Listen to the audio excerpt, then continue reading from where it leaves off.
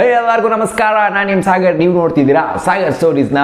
ಏನಪ್ಪ ನಮ್ಮ ಹುಡುಗರು ಹಿಂಗೆ ನೀನೇನು ಮಾಮ್ ಬರೀ RCB ಇದ್ದಾಗ ಮಾತ್ರ ಪ್ರಿಡಿಕ್ಷನ್ ಮಾಡ್ತೀಯಾ, ಅದು ಮಾಡ್ತೀಯಾ, ಇದು ಮಾಡ್ತೀಯಾ, ಅನಾಲಿಸಿಸ್ ಮಾಡ್ತೀಯಾ, ಬೇರೆ ಮ್ಯಾಚ್ಗಳು CSK ಮ್ಯಾಚ್ಗಳೆಲ್ಲ ಇದ್ದಾಗ ಏನು ಮಾಮ್ ಏನು ಮಾಡೋದೇ ಇಲ್ಲ ನೀನು ಅಂದರೆ ಅನಾಲಿಸಿಸ್ ಮಾಡಲ್ಲ, ಅದು ಮಾಡಲ್ಲ, ಇದು ಮಾಡಲ್ಲ, ಪ್ರಿಡಿಕ್ಷನ್ ಮಾಡಲ್ಲ ಅಂತ ಸ್ವಲ್ಪ ನಮ್ಮ ಹುಡುಗರು ಒಂದೇ ಸಮ ಗೋಳು ಹೋಗ್ಲಿ ಪಾಪ ತಗೋ ಅಂತ ಮಾಡ್ತೀವಿ. ಕೇಳಿಬೇಕಾದ್ರೆ ಇವತ್ತಿನ ಮ್ಯಾಚ್ ಬಂದು CSK ವರ್ಸಸ್ DC.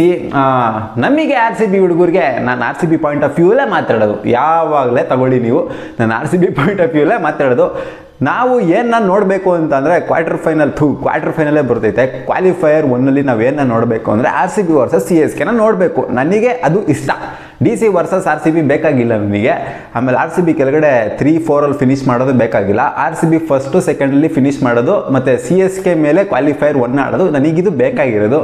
ಸೊ ಈ ಮ್ಯಾಚಲ್ಲಿ ಏನಾಗಬೇಕಪ್ಪ ಸೀನು ಅಂತಂದರೆ CSK ಗೆಲ್ಲಬೇಕು, DC ಸೋಲ್ಬೇಕು, RCB ಏನಾದರೂ ಟಾಪ್ 2ಅಲ್ಲಿ ಫಿನಿಶ್ ಮಾಡಬೇಕು ಅಂತ ಅಂದರೆ ಇನ್ ಕೇಸ್.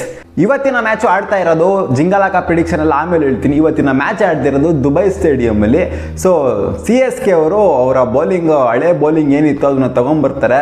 ಯಾರ್ಯಾರು ಇವಾಗ ರೆಸ್ಟ್ ಕೊಟ್ಟಿದ್ರಲ್ಲ ಸ್ವಲ್ಪ ಜನ, ಬ್ರಾವೋಗೆ ಮತ್ತು ದೀಪಕ್ ಚಾರ್ಗೆ, ಅವರೆಲ್ಲ ವಾಪಸ್ ತೊಗೊಂಬರ್ತಾರೆ. Original bowling ಪವರ್ನ ಇಟ್ಕೊಂಡ್ಬರ್ತಾರೆ. ಪಕ್ಕಾ ಕಮ್ಬ್ಯಾಕ್ ಮಾಡ್ತಾರೆ CSK ಅಂತ ಅಂದ್ಕೊಂಡಿದ್ದೀನಿ.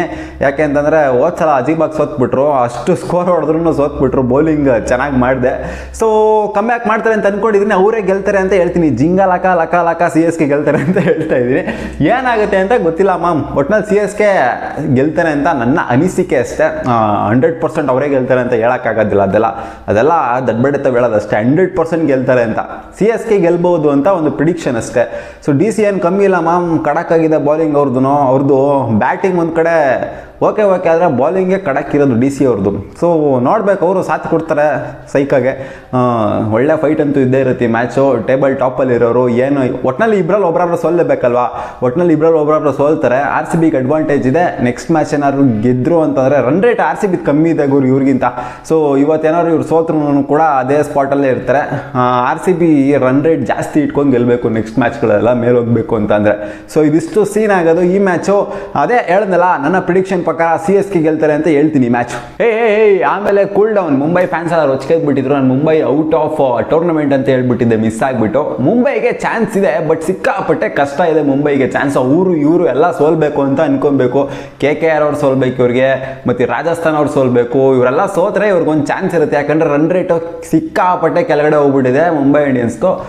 ಒಂದು ರೇಂಜಿಗೆ ಔಟ್ ಆಫ್ ದ ಟೂರ್ನಮೆಂಟ್ ಅಂತ ಅನ್ಕೊಂಡ್ರು ಇನ್ನೂ ಚಾನ್ಸ್ ಇದೆ, ಹೇಳೋಕ್ಕಾಗೋದಿಲ್ಲ. ಬಂದರೂ ಬರ್ಬೋದು ಮುಂಬೈ ಇಂಡಿಯನ್ಸ್ 4th ಪೊಸಿಷನ್ಗೆ. ಓಕೆ, ನೀವೇನು ಹೇಳ್ತೀರಾ ಮಾಮ್ ಈ ಮ್ಯಾಚ್ ಬಗ್ಗೆ? DC ಗೆಲ್ತಾರಾ, CSK ಗೆಲ್ತಾರಾ ಅಂತ ಕಮೆಂಟ್ ಬಾಕ್ಸಲ್ಲಿ ಉದ್ರಿಸಿ ನೋಡುವ. ಸಿಗೋಣ ಮುಂದಿನ ವಿಡಿಯೋದಲ್ಲಿ. ವಿಡಿಯೋ ಇಷ್ಟ ಆಗಿತ್ತು ಅಂದರೆ ಒಂದೇ ಒಂದು ಲೈಕ್ ಮಾಡಿ. ನಮ್ಮ ಚಾನಲ್ಗೆ ಸಬ್ಸ್ಕ್ರೈಬ್ ಆಗಿಲ್ಲ ಅಂದರೆ ಎಸ್ಸಲ್ಲಿ ಹೇಳೋದು ಮಾಮ್, ಸಬ್ಸ್ಕ್ರೈಬ್ ಹಾಕ್ಕೊಳ್ಳಿ. ಒಂದೇ ಒಂದು ಬೆಲ್ ಐಕನ್ ಕ್ಲಿಕ್ ಮಾಡಿಬಿಡಿ, ಹಂಗೆ ಪಕ್ಕದಲ್ಲಿರುತ್ತೆ. ಸೊ ಸಿಗೋಣ ಮುಂದಿನ ವಿಡಿಯೋದಲ್ಲಿ. ಚಿಯರ್ಸ್, ಬಾಯ್.